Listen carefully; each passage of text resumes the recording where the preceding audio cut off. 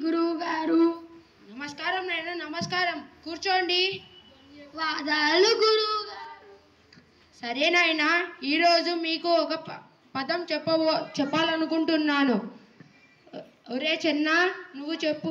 ఒరే చెన్నడు నువ్వు చెప్పు. గుర్రము. గుల్లము. గుల్లము. గుల్లము ఏమిటిరా? గుర్రము అను. గుల్లము కాదురా, బండిరా. బండిరా అండి? అలా చెప్పలేమండి. అందుచేతనే అండి నాకు ఆ మాట రావడం లేదు. ఎలా చెప్పమంటావురా? ఇప్పుడు చెప్పారుగా అండి బండిరా అని. అదే. ఏమదేరా? గుల్లములో బండిరా ఉందన్నారుగా. గుల్లము బండి ఒకేసారి నా నోట్లో పట్టలేదండి గురువు గారు. అవునండి గురువు గారు, వాడి నోరు బొత్తిగా చిన్నది. బండ్లు రాళ్ళు అస్సలు పట్టవు. దయచేసి మరో మాట చెప్పండి. మొదట్లోనే అలా చెప్పమని ఏడవకపోయావా? సరే గున్నడు నువ్వు చెప్పు. అశ్వము అంటే ఏమిటండి? అశ్వం రా, అశ్వం. గుర్రం అన్నమాట. అశ్వము గుల్లము ఒకటే ఎలా అవుతుందండి? అశ్వం గుర్రం అవ్వడం కాదురా. అశ్వము గుర్రము రెండు ఒకటే మాట. అశ్వము సంస్కృతము, గుర్రము తెలుగును. అలాగా అండి. ఈ రెండు మాటలు వచ్చేస్తే రెండు భాషలు వచ్చేస్తాయన్నమాట. సరే అండి గురువు గారు, మేము అలా చెట్టు కింద కూర్చొని ఈ రెండు మాటలు నేర్చుకొని వస్తాం. సరే పోండి, నేను ఈలోపు పూజ పూర్తి చేసుకొని వస్తాను.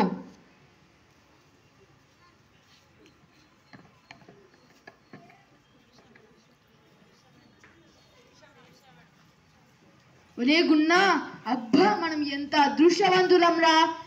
మనం రెండు భాషలు నేర్చుకుంటున్నాంరా. ఏమంట్రోయ్, రెండు నీకన్నట్లుగా మాట్లాడుతున్నావు. ఒకటి నాదిను, రెండోది నీదిను. నీకు గుర్రం పలకడానికి రాకపోతే గురువు గారిని అడిగి మరో మాట చెప్పండి అని అడిగానా? అప్పుడు గురువు గారు ఏమన్నారా? అవునా చెప్పారు. కనుక అశ్వము నాది, గుల్లము నీది. అలా ఎలా అవుతుంది? అశ్వం నాది, గుర్రము నీది కాదు. అశ్వం నాది, గుల్లం నీది కాదు. అశ్వం నాది, గుర్రము నీది. నువ్వు అలా పేచీ పడితే నేను గురువు గారితో చెబుతానురా గున్నా. గురువు గారితో చెబితే ఇద్దరిని తిడతారా? ఒరే చెన్న, నీకు తెలియదు. అవును నిజమే. ఒరే పిచ్చి వెదవదారా, ప్రతిదానికి దెబ్బలాడుకోవడమేనా అని అరుస్తారా? ఇప్పుడు ఏం చేద్దాంరా మనం? అందుకే సమాధానం పడదాంరా చెన్న. సమాధాన పడదాం ఎలారా గున్నా?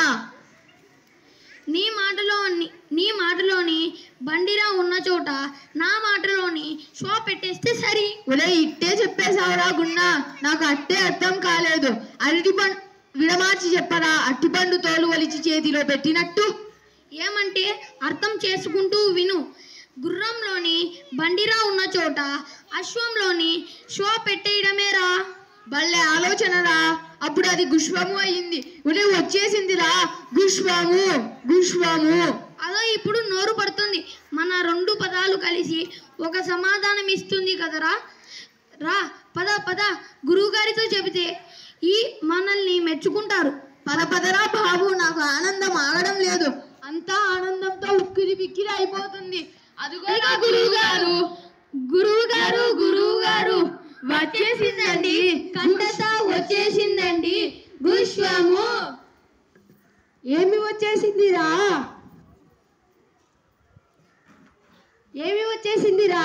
గుష్వం అండి, గుష్వం. గుష్వం ఏమిటిరా? ఎప్పుడూ వినలేదు. గుష్వం అండి, గుష్వం.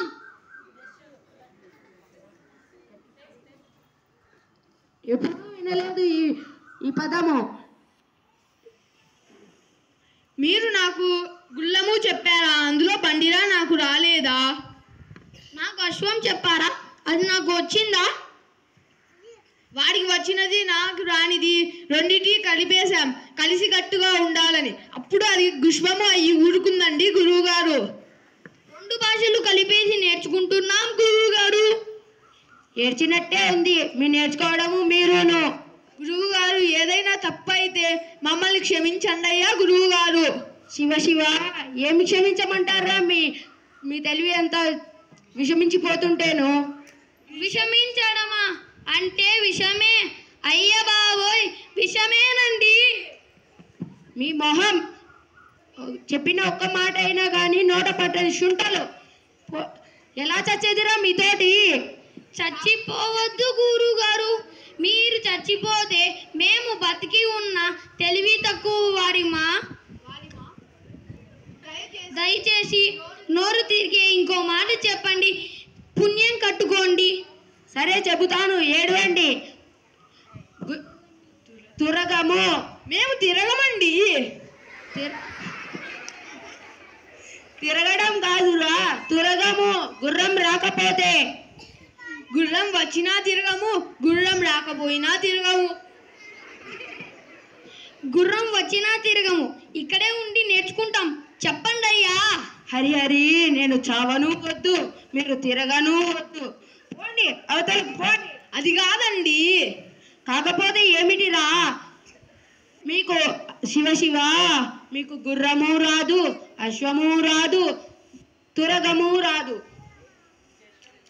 మీకు గుర్రం అనే పదం నేర్పితే గుర్రాన్ని సంపాదించుకొని వచ్చి దాని మీద నన్ను కూర్చోబెట్టి కాశీకి తీసుకొని వెళ్తారనుకున్నాను. శివ ధన్యవాదాలు.